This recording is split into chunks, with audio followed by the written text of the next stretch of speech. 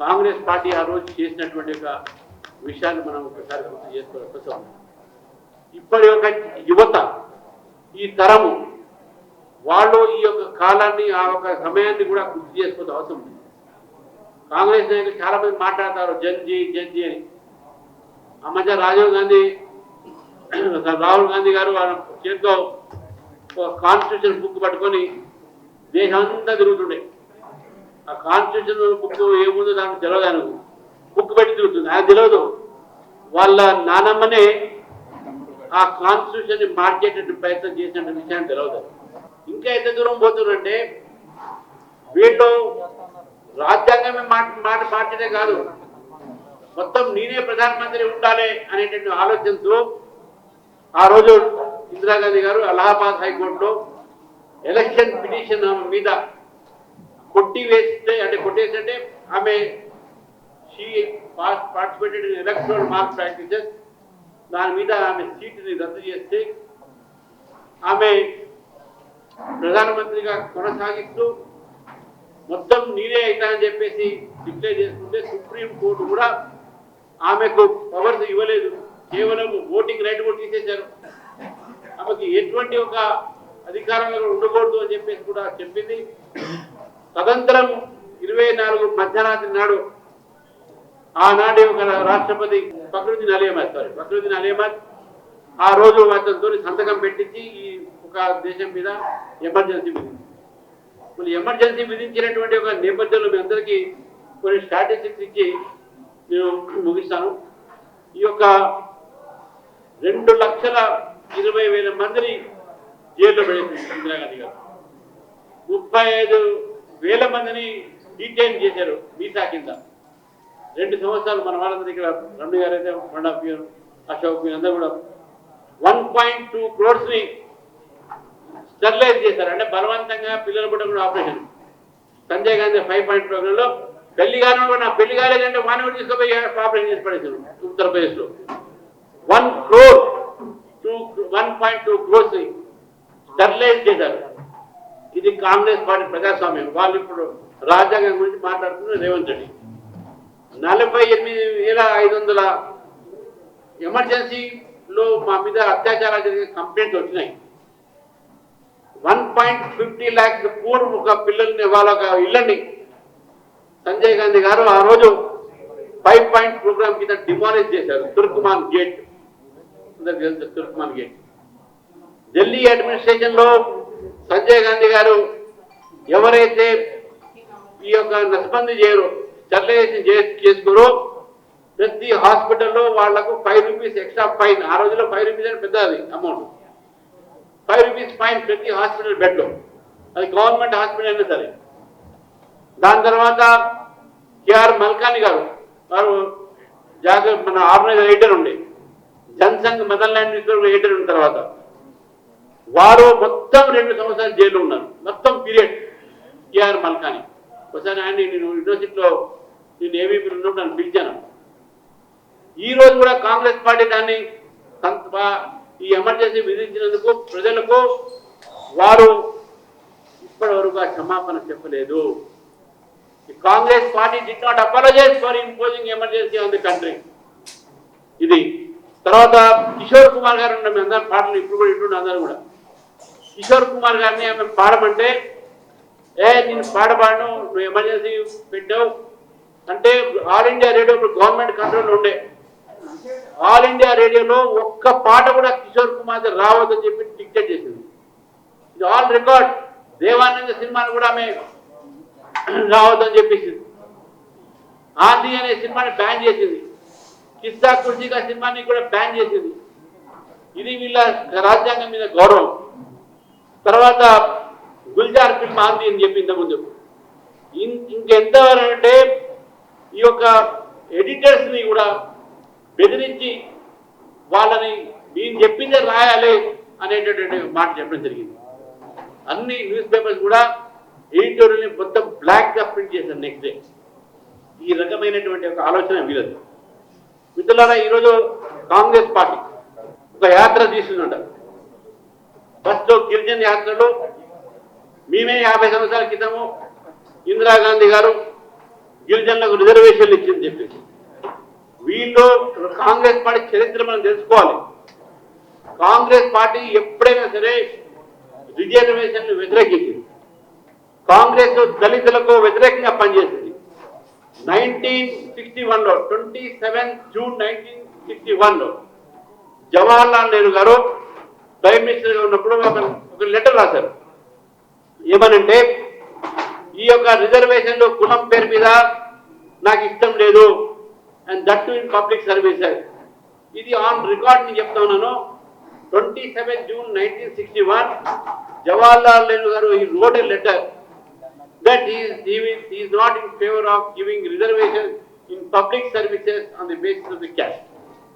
ఇది అయితే నేరుగా దాన్ని రాశారు.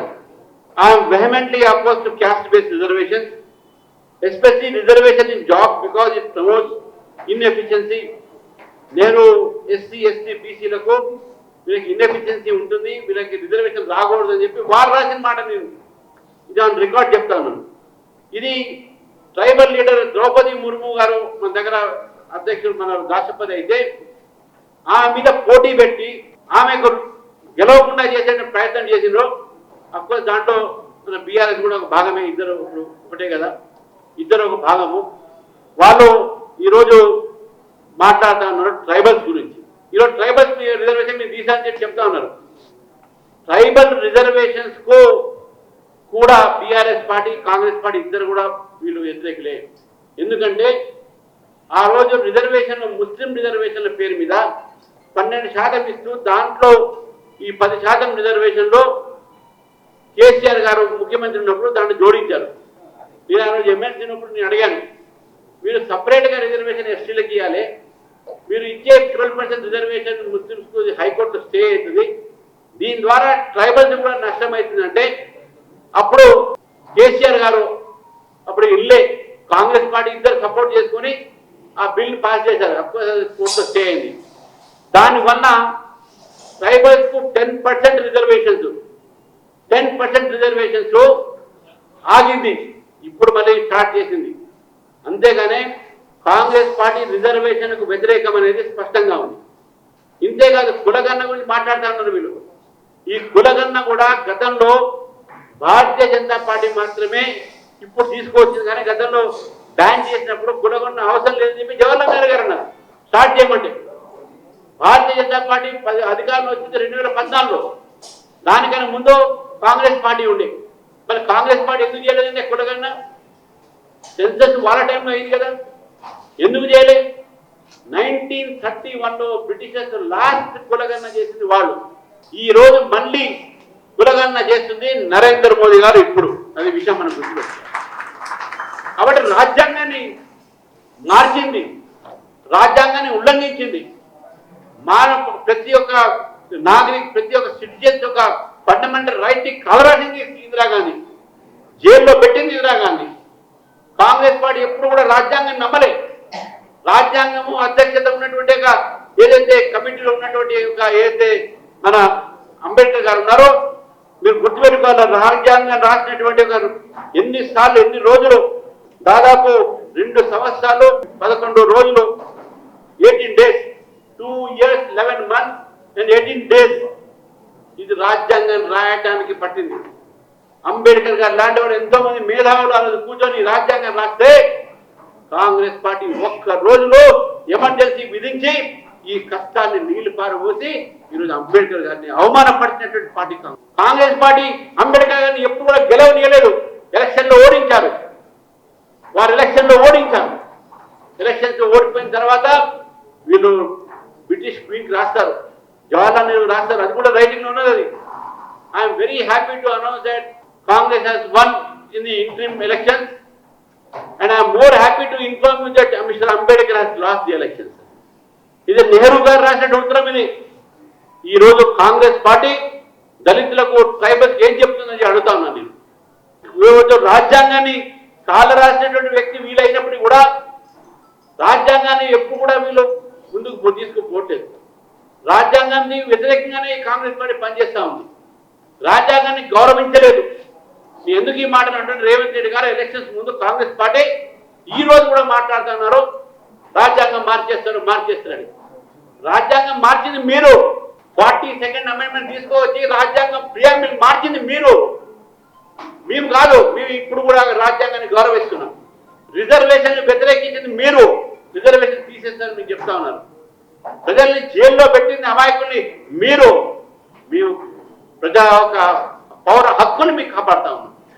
కాబట్టి ఇవన్నీ కూడా మనం గుర్తుపెట్టుకోవాల్సిన అవసరం ఉంది. కాబట్టి ఈరోజు మనం రాజ్యాంగాన్ని కాలరాసిన రోజు బ్లాక్ డేగా భారతీయ జనతా పార్టీని కాదు, ఈ దేశంలో ఎవరైతే ప్రజాస్వామ్యాన్ని నమ్ముతారో, ఎవరైతే మానవ హక్కుల మీద విశ్వాసం పెట్టుకుంటారో, ఎవరైతే రాజ్యాంగాన్ని ఒక బైబిల్ కింద, గీతా కిందనో, ఖురాన్ కిందనో చూసేటటువంటి ప్రజలు ఈ దేశంలో అటువంటి ఒక పవిత్రమైనటువంటి రాజ్యాంగాన్ని ఈరోజు అవహేళన చేసింది కాంగ్రెస్ పార్టీ. కాబట్టి ఆ కాంగ్రెస్ పార్టీకి మనం అందరం కూడా ఎప్పటికైనా సరే క్షమాపణ ప్రజలతో కోరాలే. Congress is bound to apologise to the people for imposing emergency. 10 రోజుల ముందు నుంచి కాంగ్రెస్ నాయకులందరూ కూడా కలిసి అతను కొట్టడానికి, చంపడానికి ప్రయత్నం చేశారు. ఆయన 10 రోజులు అక్కడెక్కడ దాక్కొని లాస్ట్ వేషం మార్చుకుని వచ్చి జడ్జి కోర్టులో వచ్చి జడ్జిమెంట్ ఇచ్చాడు జగన్మోహన్ సిన్హా. అటువంటి పరిస్థితి అంటే ఈ రోజు వీళ్ళు మాట్లాడుతున్నారు ఎలక్షన్ కమిషన్ అది లేదు, అవి కోర్టు న్యాయం చేయట్లేదు.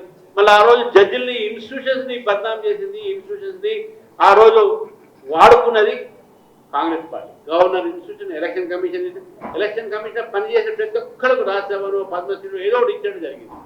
సో కాబట్టి ఈరోజు కాంగ్రెస్ పార్టీ ఇప్పటికైనా ప్రజలకు క్షమాపణ చెప్పాలి. ఎమర్జెన్సీ విధించిందని, రాజ్యాంగాన్ని కాలు రాసింది. ఈ రోజు కూడా వారు క్షమాపణ చెప్పాల్సిందిగా భారతీయ జనతా పార్టీ డిమాండ్ చేస్తూ, మరి విద్యాసాగర్ గారు కూడా, వారు కూడా అడ్వకేటే, వారు కూడా ఎమర్జెన్సీ విక్టిమ్, వారు మనల్ని ఉద్దేశించి మాట్లాడుతూ